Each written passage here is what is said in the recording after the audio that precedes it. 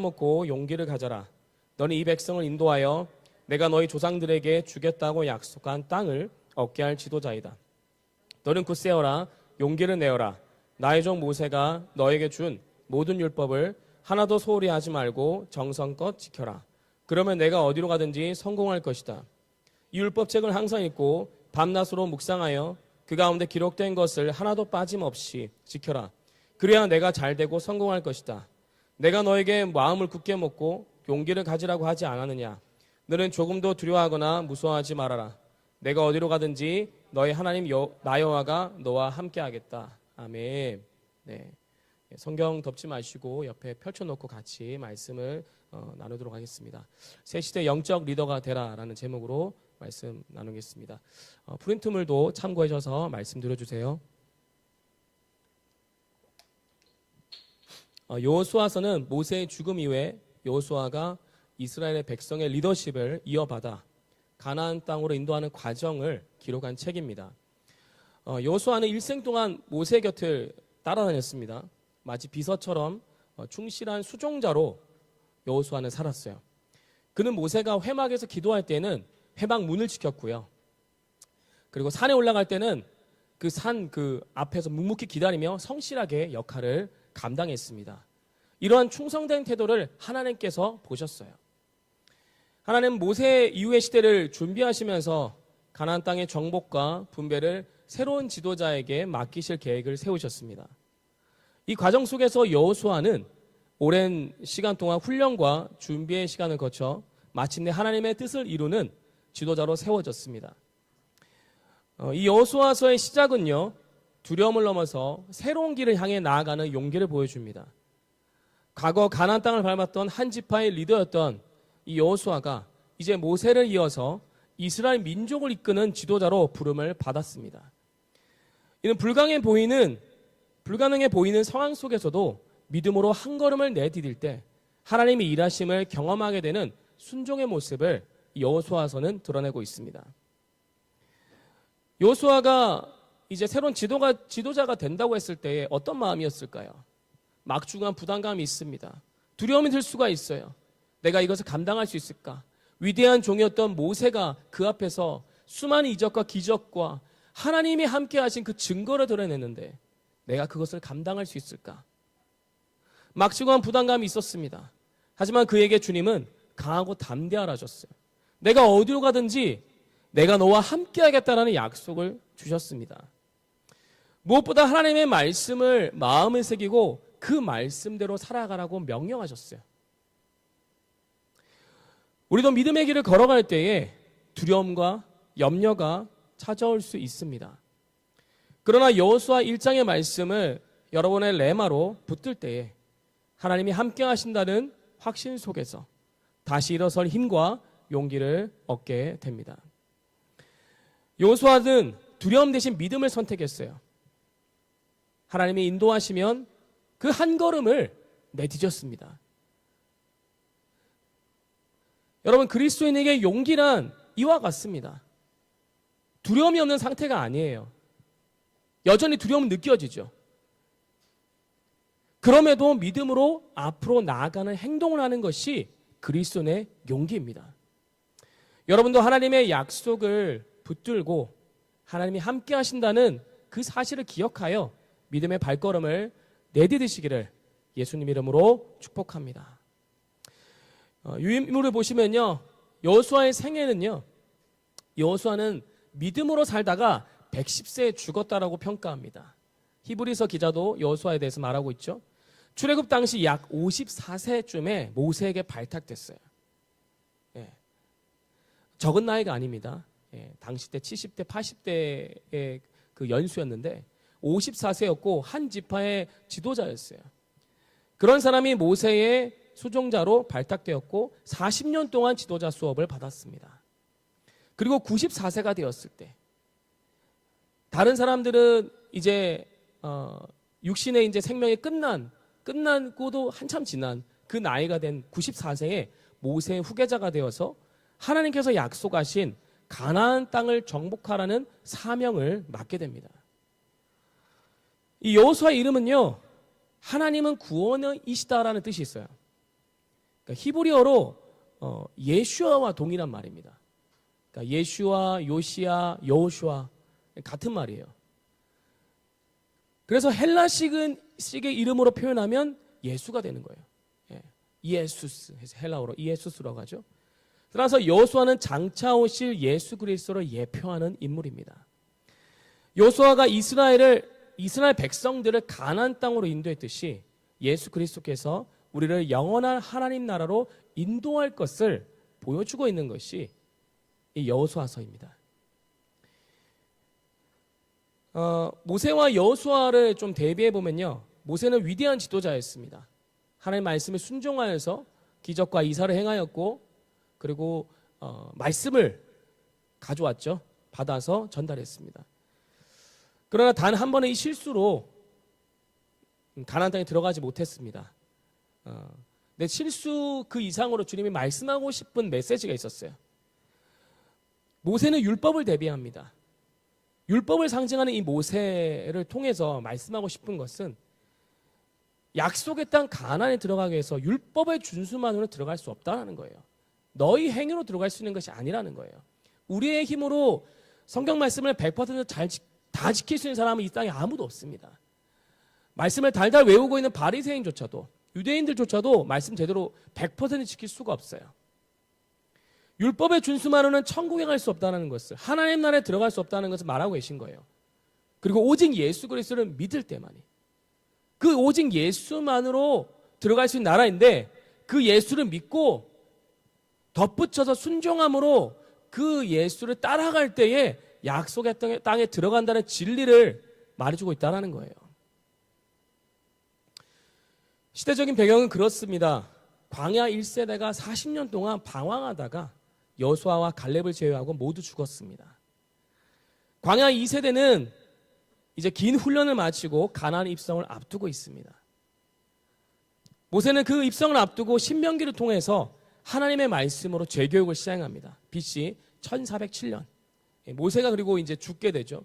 죽고 준비된 2세대를 이끌고 여호수아는 가나안 정복 전쟁을 시작합니다. 그로부터 2년 후였죠. BC 1405년경이었습니다. 약 BC 1400년에 이제 정복과 분배가 완료되었고요. 땅을 이제 제비 뽑아서 각 지파별로 나눠줬습니다. 12지파에게. 그리고 여호수아가 1390년에 죽게 됩니다. 이 죽은 뒤에 이스라엘은 사사시대로 접어들게 됩니다. 이 이면에는 여호수아서의 마지막 장이었던 24장에 여호수아가 이제 죽음을 앞두고 이제 자신의 인생이 이제 거의 끝자락까지 왔다는 것을 예견하고 백성들을 세겜에 모읍니다. 온 백성을 세겜에 모아서 이야기합니다. 너희는 결정해라. 오직 하나님만을 섬길 것이냐, 아니면 이방신을 따를 것이냐, 너희들은 선택해라라고 촉구하는 사건이 있었습니다. 이스라엘 백성은 그 앞자리에서 얘기를 하죠. 여호와를 섬기겠습니다. 여호와만 따르겠습니다고 그렇게 하나님의 말씀 앞에 그 언약을 새롭게 갱신하는 그런 시간이 여호수아서 24장에 있었습니다. 이제 시간이 흐르자 이 다음 세대는 여호와를 알지 못하게 되었고 결국 바알과 아스타롯을 섬기며 배교와 혼란의 시대, 곧 사상기로 접어들게 되었습니다. 이런 모습은요, 여러분, 오늘날에도 반복되고 있어요. 재림이 가까운 지금 시대에 믿음의 지도자를 따르던 성도들이 지도자가 함께할 때는 그 말을 따라갔다가 흩어지게 되니까 환란의 때가 되면 더 그렇겠죠. 더 맹렬하게 드러나겠죠. 우리가 모일 수 있을 때는 그 지도자가 했던 말을 따라가지만 흩어지게 되면 어떻게 됩니까? 두세 사람밖에 모일 수가 없어요.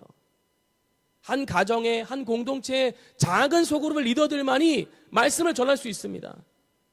그러다 보니까 지도자와 흩어지고 지도자 사후에는 그가 외쳤던 말씀대로 살지 않고 점점 주님과 멀어지며 죄와 세속에 빠져 결국 우상 숭배와 배교의 혼란 속으로 들어가는 모습이 오늘날의 모습입니다.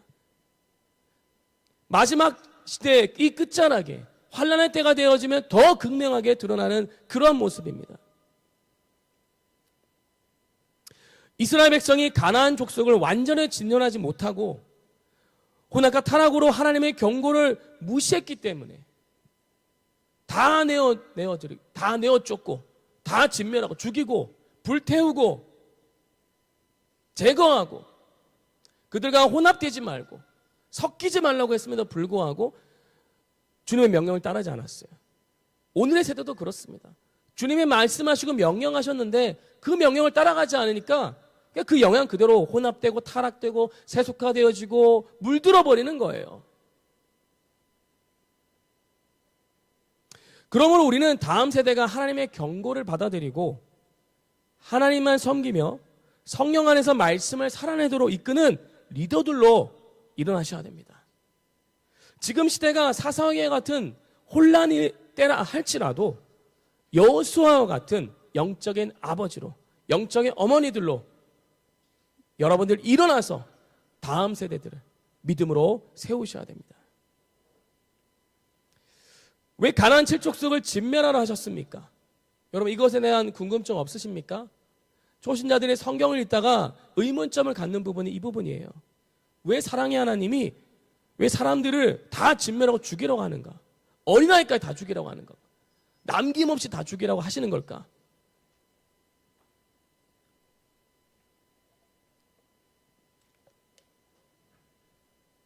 그 이유는 단순한 학살이 아닙니다. 이스라엘이 그들의 우상 숭배와 제약에 물들지 않도록 차단하기 위함이었어요.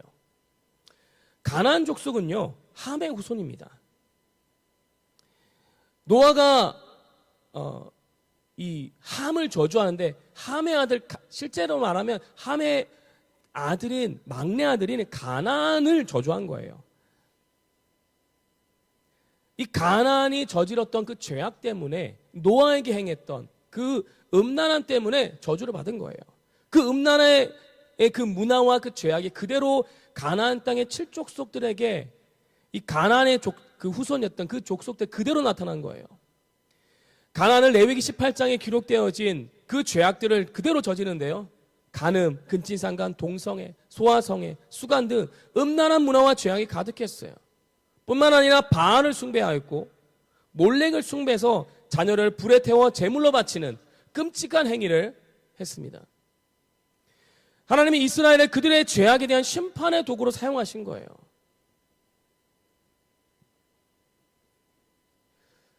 우리는 최근 이슈가 되고 있는 그 음모론이 실제라는 것이 여러 가지 문건을 통하여서 그런 것들이 드러나고 있습니다. 전 세계 가운데 있는 소위 엘리트라고 말하는 그런 그룹들이 연루된 사건들, 그런 대형 범죄들을 봅니다. 또 중공의 그 블로 프로젝트, 그런 거에서 이 장기 이식에 대한 그 범죄들을 봅니다. 이런 모든 모습들이 겉으로는 평화를 말하는 것 같고 인류를 사랑하고 인류를 지키는 것 같이 말하지만 결국 이런 것들이 선거라든지 그런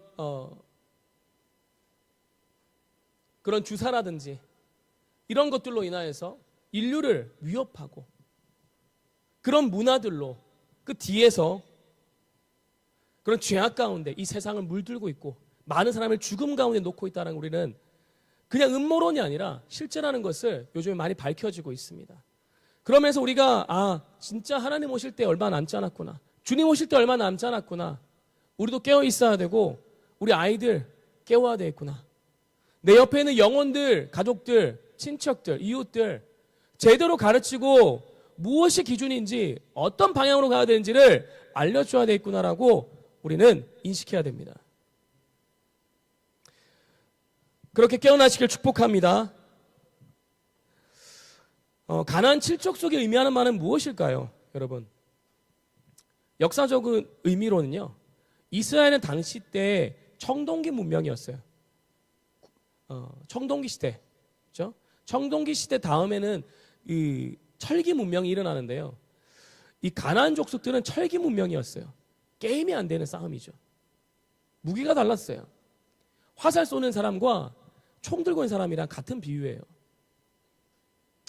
이 강력한 민족들은 음란 문화와 죄악에 물든 삶을 살았기에 하나님은 그들과 섞이지 말고 혼합하지 말며 철저히 진멸하라고 명령하셨어요.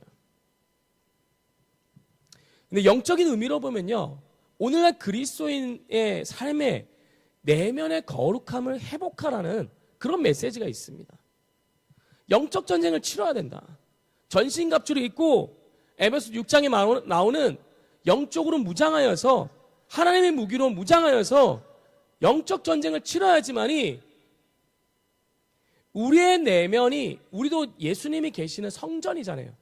하나님의 나라가 장차 임하겠지만 이미 임했는데 예수님을 믿는 주인된 그 믿음의 신자들에게, 성도들에게 주님의 나라가 임했습니다. 성전된 자들이에요. 거룩한 성전이에요. 거룩한 나라, 소유된 백성이라고 하셨습니다, 주님이. 그러니까 여러분의 그 내면의 이 거룩한 성전의 하나님의 나라를 거룩함으로 회복하고 지키기 위해서 영적 전쟁을 해야 된다는 거예요. 그래서 가나안 7족속은요, 역사적인 민족일 뿐만 아니라 오늘날 우리 안에 자리 잡고 있는 죄의 요소들을 상징합니다. 표를 보시면요, 가나안 7족속이 의미하는 죄의 요소들은요, 해족속은 두려움과 공포를 의미합니다. 하나님보다 상황을 더 두려워하는 불신앙을 말을 해요. 기르가스 족속은요, 흙과 땅, 물질주의를 말합니다. 영적인 것보다 육적인 것에 집착하는 마음을 말을 해요. 아모리 족속은요, 교만과 자랑입니다. 말의 악함, 자기중심적이고 교만한 태도를 말을 합니다. 가나안 족속은요, 장사꾼, 물질 만능주의, 정욕, 세상의 가치관과 탐욕, 번영신앙, 기복신앙을 말을 합니다. 브리스 족속은요, 타협과 불신입니다.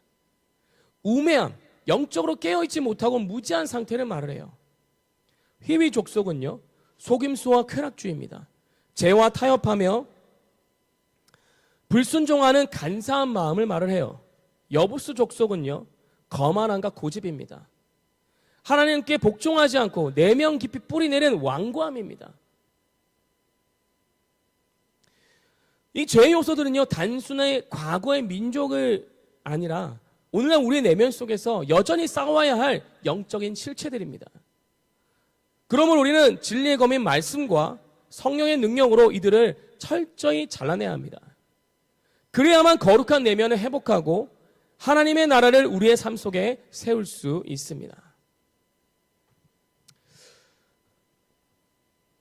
그러면 가나안 땅의 신학적인 의미는 무엇일까요?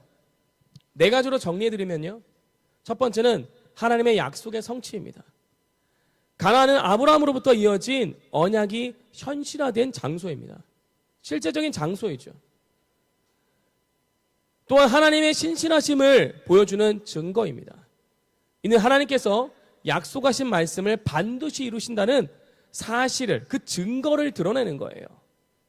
현대 이스라엘 국가가 2000년 만에 다시 생긴 것도 주님의 약속의 말씀을 신실하게 드러낸 증거라는 거예요. 또한 가나안 땅의 그 신학적인 두 번째 의미는요, 하나님 안에서 안식이라는 의미가 있습니다. 광야에서 유리했던 생활을 끝내고 정착하여서 하나님이 주시는 평안을 누리는 최종 목적지로, 단순한 땅이 아니라 하나님 안에서 참된 안식을 누리는 것을 말하고 있습니다. 세 번째로는요, 순종과 믿음의 시험대입니다. 가나안 정복 전쟁은요, 인간의 힘이 아니라 하나님의 말씀에 대한 순종으로 이루어졌습니다. 청동기 문명을 가지고 있는, 그리고 싸워본 적이 없는, 전쟁을 모르는, 무기조차 제대로 갖춰져 있지 않는 그런 군대가 어떻게 거대한 민족과 거인들도 있고요, 철기 문명이 있고 숫자적으로도 훨씬 많은 가나안 7족속을 어떻게 싸워서 이기겠습니까? 주님은 이 믿음의 시험대 가운데 하나님이 허락하신 땅은 순종하는 자에게 기업으로 주어지는 하나님의 선물이라는 것을 가르치고 계십니다. 네 번째로는요, 거룩함의 보존입니다. 가나안 안에 있는 타락한 문화를 척결하고 하나님의 통치가 이루어지는 거룩한 땅이 되어야 했습니다. 따라서 이스라엘은 제사장 나라로서 사명을 감당하며 하나님의 거룩함을 보존하라는 명령이었어요. 오늘날 이것을 적용해 보면요, 첫 번째로는요,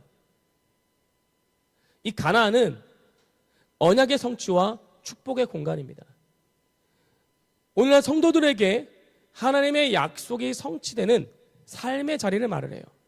곧 하나님의 나라의 그 실현되어지는 그러한 장소, 그러한 삶의 자리를 말해줍니다.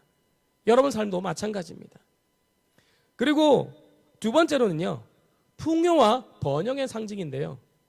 젖과 꿀이 흐르는 땅은요, 단순한 물질적인 풍요를 말하고 있지 않습니다. 하나님 안에서 누리는 영적인 풍요와 은혜를 말해주고 있어요. 그리고 세 번째로는 구속사적인 상징성입니다.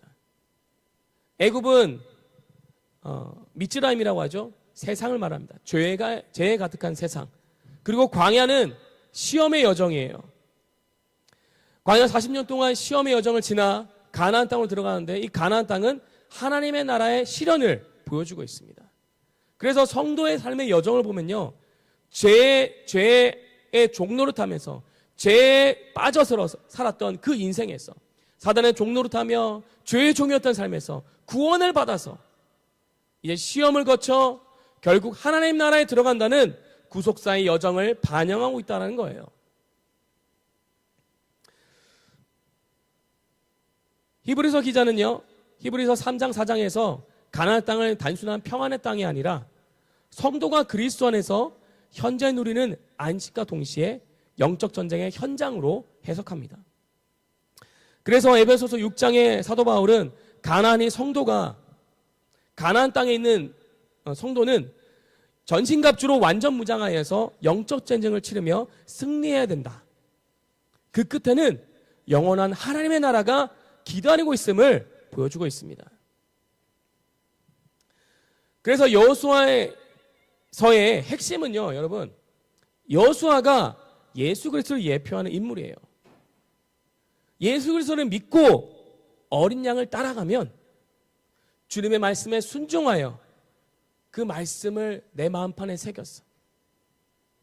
그리고 전신갑주를 취하여 이 영적 전쟁터에서 전쟁하며 어린 양을 따라갈 때 하나님 나라에 들어갈 수 있다는 것이 여호수아서의 핵심입니다.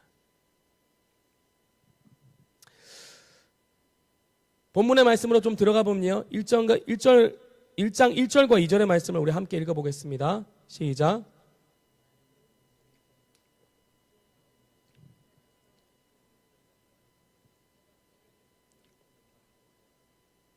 아멘.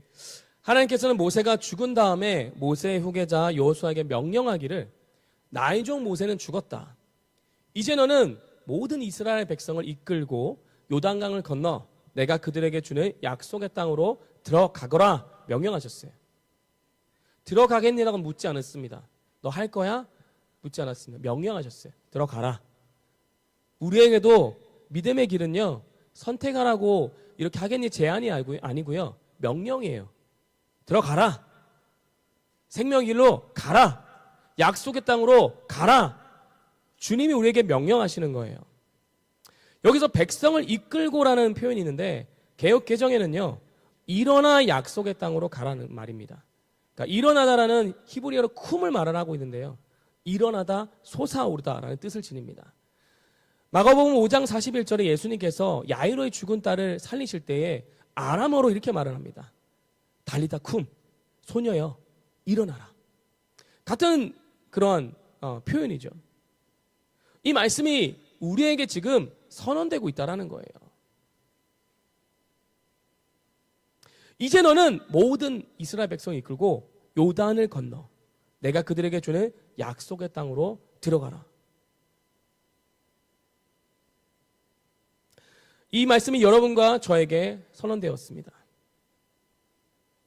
그렇다면 하나님은 더 이상 우리가 죽음과 절망의 자리에 머물러 있지 않고 십자가에서 옛사람이 죽고 부활하신 그 주님 안에서 새 생명으로 일어나라고 말씀하고 계시다는 거예요.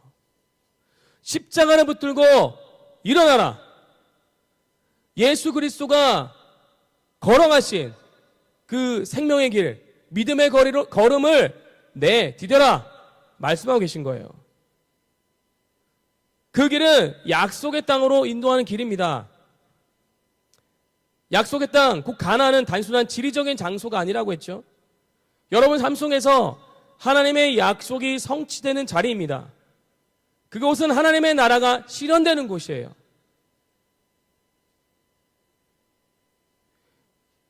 물질적인 풍요가 그 이상으로 영적인 풍요와 은혜가 나타난 자리입니다. 돈은 일만하게 뿌리입니다. 청지기의 삶을 살아야 되는 것이지, 돈을 사랑하고 돈이 우선이 되어지면 무너집니다. 그래서 주님이 말씀하시는 그 젖과 꿀이 흐르는 것은 영적인 풍요와 부요를 나타내는 것을 말하고 있습니다. 여호수아에게 하나님은 백성과 함께 일어나 약속의 땅에 들어가라고 명령하셨어요. 이는 단순한 이동의 말씀이 아니라 책임을 맡기는 거예요. 너의 새로운 출발과 결단을 책임 있는 자리에서 백성과 함께 들어가라. 우리에게도 동일하게 말씀하고 계십니다. 여호수아처럼 영혼들을 맡기시고 책임 있는 자리에서 새로운 출발과 결단의 의지를 갖고 걸어가라 말씀하신 거예요. 여호수아는 갈렙과 함께 이 가나안 땅을 한번 밟은 적이 있어요. 12명의 이 정탐꾼이 가나안 땅에 들어갔을 때 믿음으로 정탐했었던 한 사람이었어요. 그들의 관점은 다른 10명의 정탐꾼과 달랐습니다. 여호수아와 갈렙은 하나님께서 가나안 땅을 주셨다라는 그 약속의 말씀을 붙들었어요. 그 약속의 관점에서 땅을 바라보았습니다. 그들에게 가나안은 젖과 꿀이 흐르는 땅이었으며 하나님이 함께 하시면 넉넉히 취할 수 있는 땅이라고 바라봤던 거예요. 그러니까 이들의 입술에서 그 땅의 거민들조차 우리의 밥이라고 고백할 수 있었던 거예요. 이스라엘 백성을 이끄는 지금도 여호수아의 관점은 변함이 없었습니다. 그는 언제나 하나님의 약속이라는 잣대를 가지고 언약의 관점에서 세상을 바라보는 훈련이 되어 있었어요.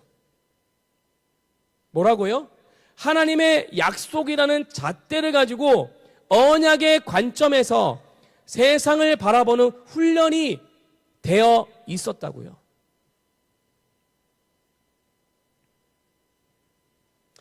반대로 사람이 자기 중심에 서면요, 모든 것을 자기의 관점으로 해석합니다. 잘 되면 내가 한 것이고 잘못되면 남 탓이고 하나님 탓하면서 불평과 원망에 빠지는 것입니다.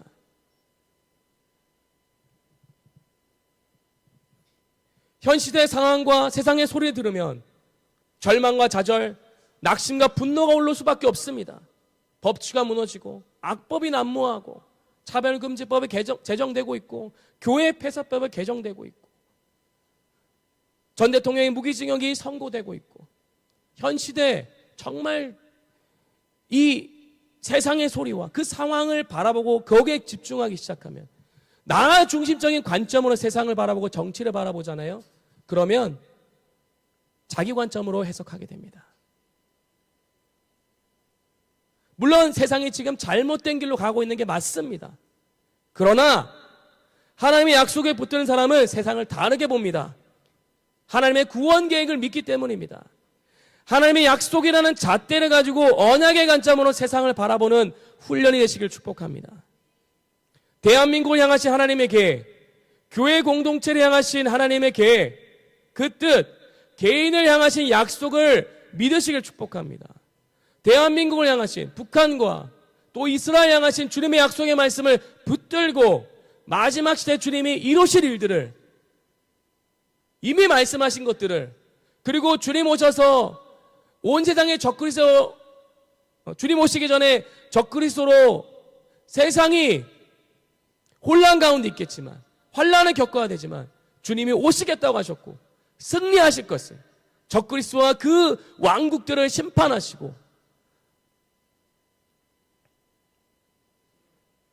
대적을 멸하실 그 왕이 오실 것을 믿으시기를 축복합니다. 이러한 관점을 유지하기 위해서 하나님은 방법을 여호수아에게 알려주셨어요. 이 관점은 계속 가지고 있어야 된다. 그래서 다른 걸 설명하지 않고 제일 중요한 한 말씀을 하셨어요. 여호수아서 7장 여기서 1장 7절 8절에서 말씀하셨습니다.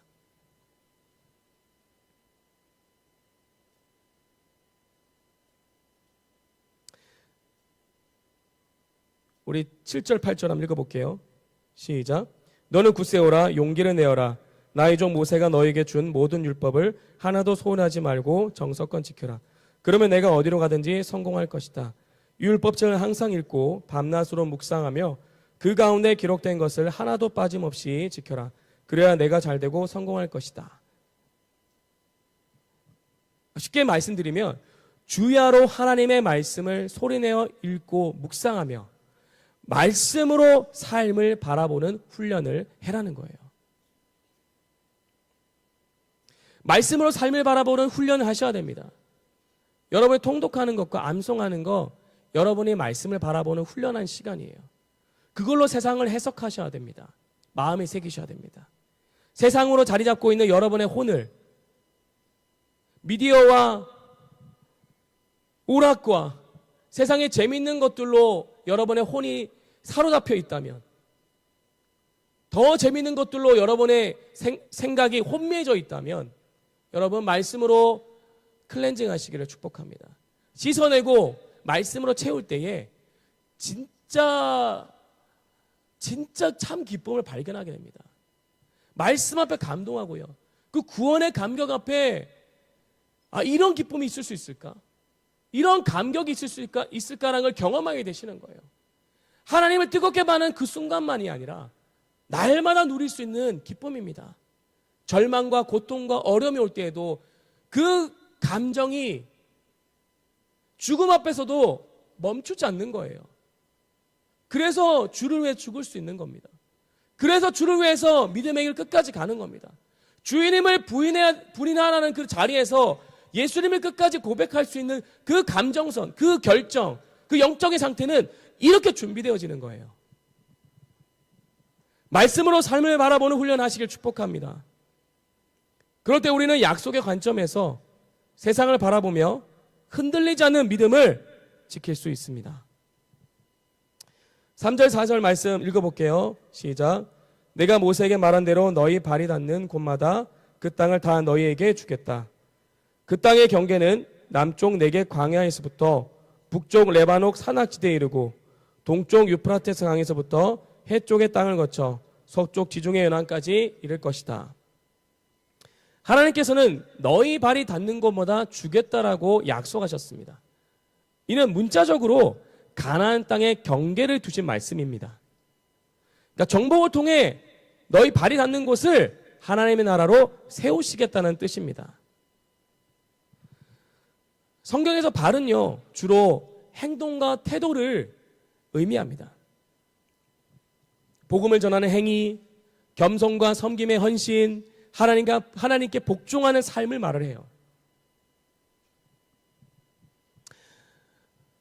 예수님이 발을 씻는 것에 대해서 죄를 씻고 거룩함을 회복하는 것을 의미해 주셨어요. 또한 에베소서에 보면요, 평안의 복음이 준비한 것으로 신을 신고 라는 말씀처럼 하나님의 말씀을 부지런히 전하며 내가 밟는 땅을 거룩한 땅으로 세우라는 의미를 가지고 있습니다. 예수님이 제자들의 발을 씻기시는 것처럼 가장 낮은 자리에서 섬기는 종의 자세를 보여주고 있습니다. 또한 하나님께서 내 발에 신을 벗으라 하실 때 이는 거룩한 주님 앞에 나의 자아를 내려놓고 권리를 포기하며 주님의 뜻에 순종하는 겸손과 헌신을 뜻합니다. 결국 우리가 그러한 사람이 되어져 가면 내가 밟는 땅은 단순한 공간이 아니라 하나님의 거룩한 땅으로 변화될 자리가 됩니다. 하나님께서 우리를 인도하시어 삶의 영역 가운데 거룩한 경계를 세워나가시겠다는 그 말씀을 믿으시기를 축복합니다. 5절의 말씀은요, 우리 같이 듣겠습니다. 내가 살아있는 한 아무도 너를 당해내지 못할 것이다. 내가 모세와 함께했던 것처럼 너와 다 항상 함께하여 너를 떠나지 않고 너를 버리지 않겠다. 여호수아에게 약속하셨습니다. 내 평생에 대적자가 없을 것이다. 내가 살아있는 동안 아무도 너를 당해내지 못할 것이다. 내가 모세와 함께 했던 것처럼 너와도 항상 함께 하겠다. 항상 함께 하겠다. 임마누엘입니다. 임마누엘. 예수님의 또 이름의 뜻에 있죠. 임마누엘. 곧 복음을 외치고 계신 거예요. 복음을 약속하신 거예요. 하나님께서 우리와 함께 하신다는 선언을 하신 겁니다. 이사야서 7장 14절에 이미 예언되었듯이 처녀가 임신하여 아들을 낳을 것이며 그의 이름을 임마누엘이라 부를 것이다. 이 말씀이요, 이사야 선지자가 당시에 그 풍전등화와 같고 위태롭고 불안정한 그 시대 가운데 고난과 어려움 가운데 있었던 이스라엘 향해서 외쳤던 선언이었어요. 참빛으로 오실 분이 임마누엘로 오실 거다. 창세기 3장 15절에 여인의 후손이 처녀 가운데 처녀에게 임신이 되어져 임마누엘로 오실 거다. 그 임마누엘을 주님이 여호수아에게 선언하시고 풍정등화 같은 어두운 시대에 이스라엘의 가장 어두웠던 그 시점에 이사야를 통하여서 외치게 하셨고 이 예언은요 마태복음 1장에 성취되게 됩니다. 예수님께서 처녀 마리아 몸에 잉태되어 어둠에 가득한 세상 가운데 빛으로 오심으로 성취되었습니다.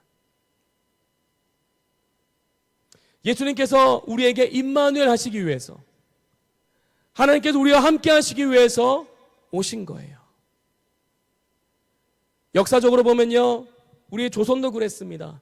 풍전등화처럼 나라가 꺼져가는 위기 속에서 성령님께서 임하셔서 영적으로 잠들었던 우리의 민족을 깨워주셨습니다. 1903년 원산부흥회, 1907년 평양대부흥회, 1910년 백만구령 운동 가운데 나라를 이루는 위기 가운데서 주님은 자복과 회개 운동을 일으켜 주셨어요. 성령의 역사들을 보여주셔서 우리가 가야 될 길들 가운데 어두워진 시대 가운데 어떻게 믿음으로 버틸지를 말씀해 주셨습니다. 이처럼 하나님은 풍정등화와 같은 시대에도 오늘날 이 이사야의 선언이 다시 대한민국 가운데 선포되고 있습니다. 지금 이 나라가 위태롭고 불안정한 상황이 있지만 주님은 여전히 빛으로 오십니다. 성령께서 임하셔서 이 땅을 깨우실 때가 바로 지금입니다. 대한민국을 향한 영적인 어웨이크닝이 100년 전에 있었던 것처럼 이때에 임할 겁니다. 그 어웨이크닝을 주님이 이루실 거예요. 또한 현재 북한은 가장 깊은 영적 어두움 가운데 있습니다. 수천만 명의 북한 주민은 김일성, 김정일, 김정은 체제 아래 주체사상이라는 우상 숭배에 묶여 있어요. 또 그의 딸 4대까지 이 체제가 이어가려고 또 그런 상황 가운데 세계에서 가장 심각한 기독교 박해 국가인 북한이 그 땅에 살고 있는 지하교회인은 목숨을 걸고 신앙을 지키며 빛이 없는 땅에서 임마누엘의 약속을 붙들고 살아가고 있습니다. 2026년도 2월 현재 북한에는요, 한국인 선교사 김정우, 김국기, 최춘길 3명이 10년 넘게 종신형에 해당하는 무기노동 교화형을 선고받고 억류되어 있습니다. 또한 한국 국적을 취득한 탈북민 3명이 복음을 들고 선교하다가 붙잡혀 있는 상황입니다. 우리 국민 6명이 잡혀 있음에도 불구하고 지금의 정부는 모른다라고 말하고 있고 이들을 구출할 생각을 하고 있지 않습니다. 이러한 현실은 북한 땅이 얼마나 깊은 어둠 속에 있는지를 보여주고 있습니다. 그러나 이사야의 이 선언은 바로 이런 어둠 속에서 빛으로 오시는 주님을 선포하고 있습니다. 이 대한민국 가운데, 북한 가운데 주님의 임마누엘의 때를 선언하고 있습니다. 통일의 문이 열릴 날이 다가오고 있습니다. 성령께서 북한을 깨우시고 이 남한을 어웨이크닝 하셔서 이제 통일의 문을 여시고 열방으로 이 민족을 가게 하시는 하나님의 일들을 이루실 겁니다. 주님은 여호수아에게 약속의 땅으로 들어가라고 했습니까? 약속의 땅으로 들어가라 하셨어요. 여러분의 가나안은 어디입니까? 하나님이 약속하신 그 땅은 여러분의 삶 속에서 하나님의 나라가 실현되는 자리입니다. 그 영역 가운데서 주님의 말씀 붙들고 믿음으로 걸어가시길 축복합니다. 여러분과 저에게도 주님이 여호수아에게 선언하셨던 임마누엘을 약속해 주셨어요. 우리 곁에 오셨고 지금 우리 안에 주님이 계십니다. 하나님께서 먼저 우리를 사랑하셨기에 우리는 임마누엘 하신 그 주님의 그 사랑을 따라 서로 사랑해야 합니다. 임마누엘의 현대적인 의미는요, 하나님이 우리와 함께 하시기 때문에 우리의 삶을 통하여서 하나님의 사랑이 증명되어야 돼요. 요한일서 4장 18절의 말씀은요, 사랑 안에는 두려움이 없습니다. 완전한 사랑은 두려움을 내쫓습니다. 이 참된 사랑이 올 때에 두려움을 몰아내고 샬롬을 가져온다는 거예요. 하나님과의 샬롬을 회복하는 통로로, 사람들 간의 샬롬을 회복하는 통로로 우리의 삶을 통해 주님은 임마누엘이 드러나게 하십니다. 그렇게 복음의 통로로 여러분과 저를 사용하기 원하십니다. 임마누엘 하신 주님께서 여러분 자신을 깨우셔서 폭발적인 회개와 성령의 권능을 경험하게 하실 거예요.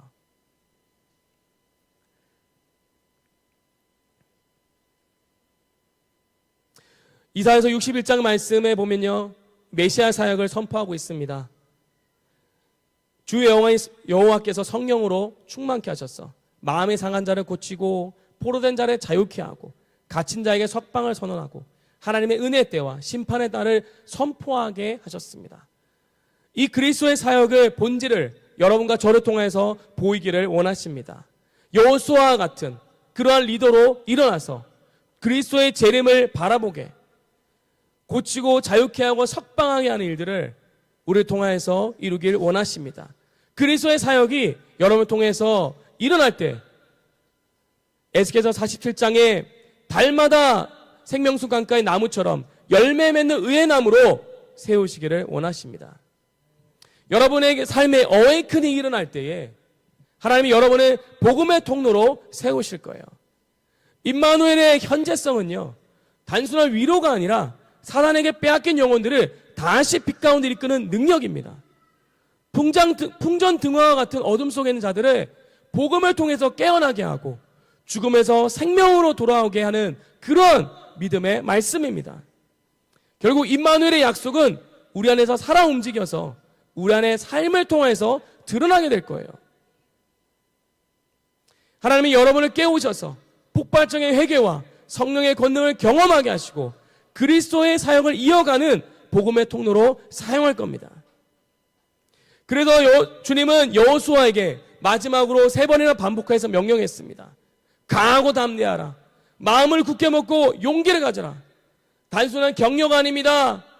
약속의 땅을 인도할 지도자로서 반드시 붙들어야 할 하나님의 선언이었어요. 이 말씀은 오늘 우리에게 동일하게 주어집니다. 이 시간 옆 사람에게 선언합시다. 말씀을 가까이 하세요. 성령을 통해 말씀을 살아내세요. 말씀을 통하여 세상을 바라보는 관점을 가지세요.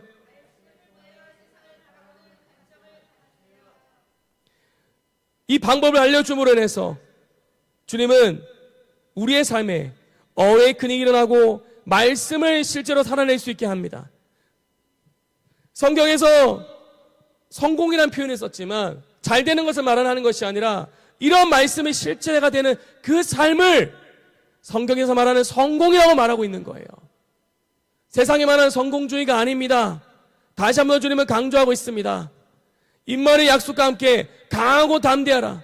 어웨이크닝이 일어나고 말씀을 실제로 살아내는 그렇게 세상을 바라보는 관점이 여전히 하나님을 바라보는 관점으로 그 중심으로 살아가는 것이 결국 이것이 참된 성공이라는 것을, 이 선언은 여호수아에게만 주어진 것이 아니라 오늘 여호수아 같은 여러분에게도 주어진 말씀입니다. 하나님은 지금도 우리에게 임마누엘 하시며 어디로 가든지 함께 하겠다고 약속하셨습니다. 두려워하지 마십시오. 무서워하지 마십시오. 마음을 굳게 먹고 용기를 가지고 여러분이 걸어가는 그 땅에 여호와께서 함께 하심을 믿으시고 그 믿음의 여정을 여러분에게 맡겨진 영혼들이 이끌고 걸어가시기를 축복합니다. 그러한 새 시대의 영적 리더로 일어나시기를 예수 그리스도로 축복합니다. 우리 찬양하고 기도하겠습니다.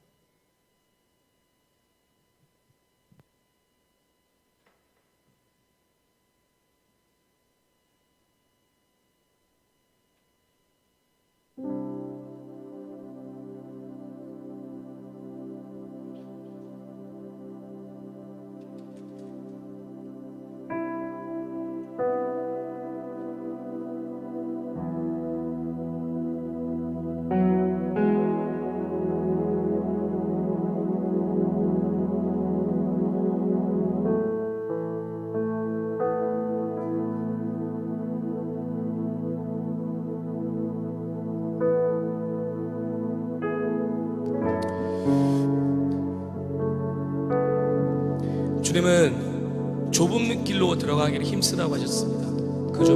그 길은 좁고 협착하여 많은 사람들이 그 길을 가기를 꺼려한다고 합니다. 넓은 길로 가는 것은 편합니다. 하지만 그 길은 생명의 길이 아닙니다. 좁은 길이지만 생명으로 가면 그것이 영원으로 이어지는 그 길이라는 것을 여러분 아시길 바랍니다. 주님은 넓은 길로 여호수아와 같은 가는 것을 그런 편합니다. 세대로 우리를 부르고 계십니다. 우리에게 막힌 영혼들을 이끌어갈 자, 하지만 그 길은 생명의 길이 아닙니다. 이끌어갈 뿐만이 아니라 내 삶에서도 좁은 길이지만 생명의 여전히 주님이 길이라면 다스리고 그것이 영원으로 이어지는 이어진 그 길이라는 것을 믿음의 여정으로 여러분 아시길 바랍니다. 우리를 부르고 주님은 계십니다. 여호수아와 같은 여러분 결단하시고 그러한 세대로 믿음으로 우리를 부르고 반응하시길 계십니다. 축복합니다. 우리에게 막힌 영혼들을 이끌어갈 자, 기도하겠습니다.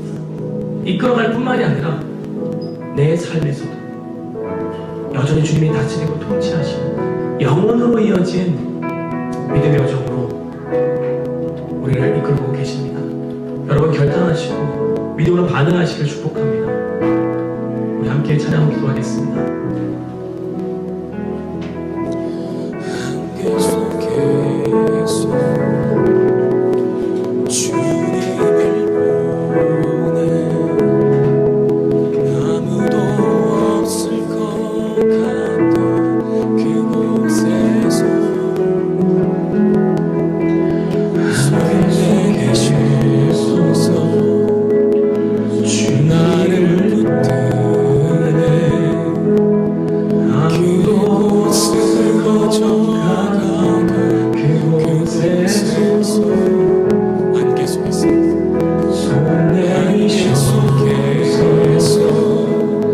나를 주님을 보내 그곳을 아무도 없을 것 같던 그곳에서 안개 속에 손 내미셔서 주님을 나를 붙드네 아무도 없을 길을 꼭 쓰러져가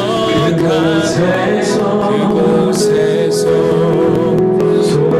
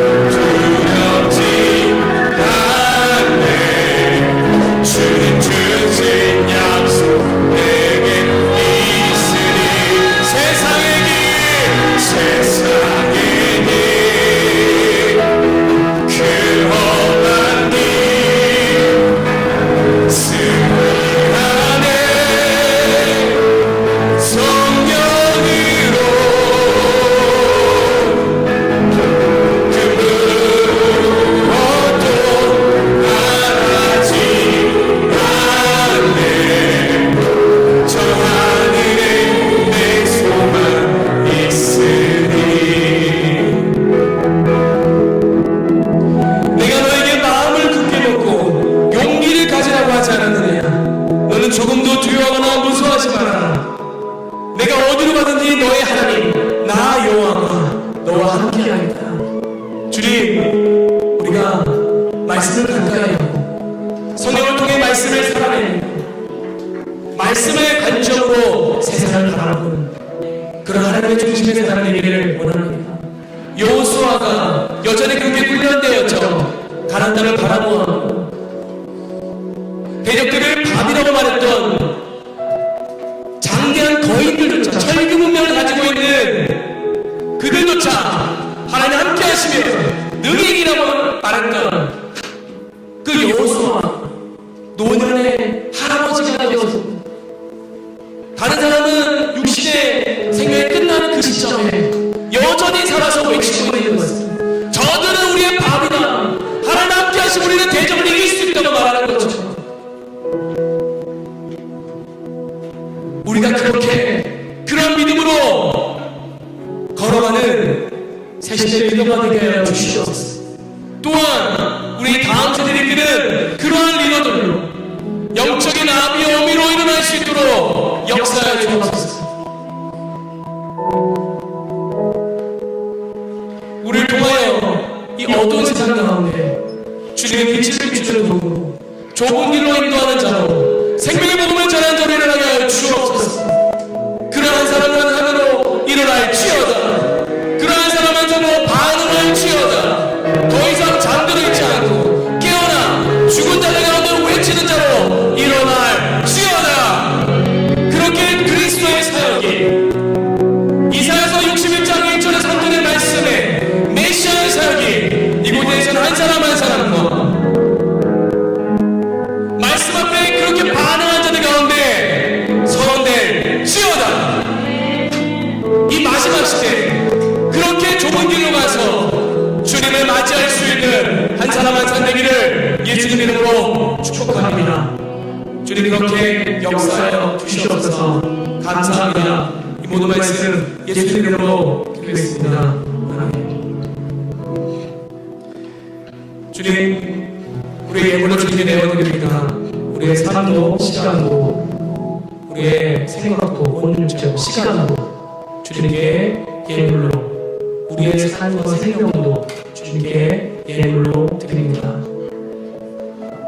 우리가 지고 있으면 우리의 삶과 우리의 배고픔의 한 끼를 해결할 수 있는 것이지만 주님께 내어드릴 때에 우병이와 같이 5,000년 이상의 그 사람들을 먹일 수 있는 생명의 양식이 되었던 것처럼 하나님 날과 가운데 하나님의 만나를 부어주시고 우리가 그 양식을 먹고 일어나서 또 양식을 나눠줄 수 있는 그러한 삶이 되게 하여 주옵소서. 주님 그러한 한 사람을 소리하기를 예수님 이름으로 축복합니다.